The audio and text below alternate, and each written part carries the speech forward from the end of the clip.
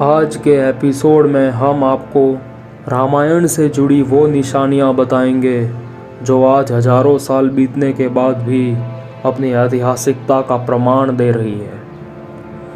ये बात शुरू की थी अंग्रेज़ों ने। उन्होंने ही सबसे पहले कहा था कि राम एक काल्पनिक पात्र थे और रामायण बस एक काव्य है। लेकिन सच्चाई तो ये है कि वाल्मीकि जी ने रामायण की रचना तब की थी जब अंग्रेज़ी तारीख का आविष्कार भी नहीं हुआ था। इस वीडियो को बनाने के पीछे का मकसद सिर्फ रामायण को न मानने वाले लोगों को यकीन दिलाना ही नहीं है, बल्कि सवाल है हमारे इतिहास का, जो आज हर किसी को मालूम होना ज़रूरी है। रामायण की कहानी शुरू होती है अयोध्या से, जहाँ राजा दशरथ के पुत्र प्रभु श्री राम का जन्म हुआ था। अब विवादी लोगों ने यहीं से शुरू किया और सवाल उठाया कि क्या अयोध्या ही श्री राम की जन्मभूमि है। अयोध्या के विवादी जन्मभूमि पर संशोधन करने वाले इंडियन आर्कियोलॉजिकल सोसाइटी के चेयरमैन के.एन. दीक्षित ने अदालत में बताया था और इसके प्रमाण भी दिए थे कि वहां मौजूद मस्जिद के नीचे खुदाई करने पर उन्हें करीब 80 पिल्लर यानी स्तंभ मिले थे, जिनका अनुसंधान करने पर यह साबित हुआ कि वो हिंदू मंदिर का हिस्सा थे। खोजकर्ताओं ने प्रभु श्री राम के अस्तित्व की पड़ताल करने के लिए सिर्फ आर्कियोलॉजी ही नहीं बल्कि oceanography, remote sensing, anthropology, geology और क्लाइमेटोलॉजी का भी सहारा लिया ताकि रिसर्च में कोई खामी ना रहे। वाल्मीकि जी ने रामायण में कई खगोलीय घटनाओं का उल्लेख किया है, साथ ही वातावरण का, शहरों का और कई पेड़ पौधों का भी जिक्र किया है। खोजकर्ताओं ने अपनी रिसर्च में इन सारी बातों का उस समय से संबंध जोड़ते हुए उनके प्रमाण ढूंढे। रामायण में उल्लेखित कई वन औषधियों को भी वैज्ञानिकों ने खोजा। जिन शहरों का उल्लेख किया गया था रामायण में, उनके बारे में भी पड़ताल की गई। रामायण को लिखने वाले वाल्मीकि जी बड़े चतुर खगोल शास्त्री थे।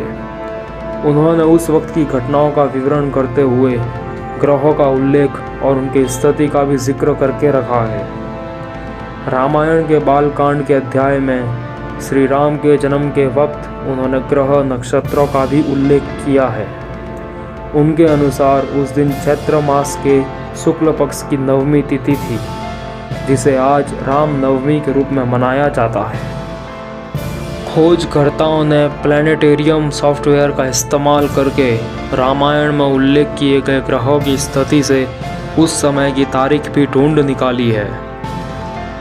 जब सीता जी का स्वयंवर आयोजित किया गया था, तब बड़े बड़े बलशाली राजा जनकपुर पहुँचे थे। इन राजाओं में रावण भी था। जिस तेजस्वी धनुष को कोई उसकी जगह से हिला भी नहीं पाया था, उस धनुष को प्रभु श्री राम ने उठाया था, और सिर्फ उठाया ही नहीं बल्कि उसे तोड़ा भी था। रामायण में वर्णन किया गया है कि जब धनुष टूटा था तो भयंकर विस्फोट हुआ था और उस धनुष के टुकड़े आसपास बिखर गए। इस घटना का सबसे बड़ा सबूत है नेपाल का धनुषा मंदिर।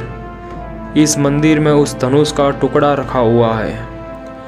यह मंदिर नेपाल के धनुषा नाम की जगह पर स्थित है, जो जनकपुर से 1 किलोमीटर की दूरी पर स्थित है।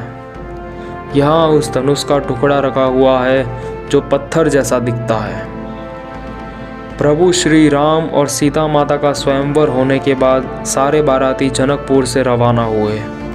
उनकी बारात जिस रास्ते से लौटी थी, उन रास्तों पर जहाँ जहाँ उन्होंने विश्राम किया था, वहाँ आज उनके कई सारे प्रमाण मौजूद हैं। बिहार में एक कुंड मौजूद है जिसे सीता कुंड कहा जाता है, जो इस बारात के विश्राम की पहली जगह थी। उत्तर प्रदेश के गोरखपुर में एक गांव है जिसका नाम है डेरवा। यहाँ भी बारात ने एक रात डेरा डाला था, इसीलिए इस गांव का नाम डेरवा पड़ गया। अब यहाँ गौर करने वाली बात यह है कि यह बात उस समय की है जब लोगों में लिखने का चलन नहीं था, इसलिए रामायण भी लोग सिर्फ कहते और सुनते आ रहे थे।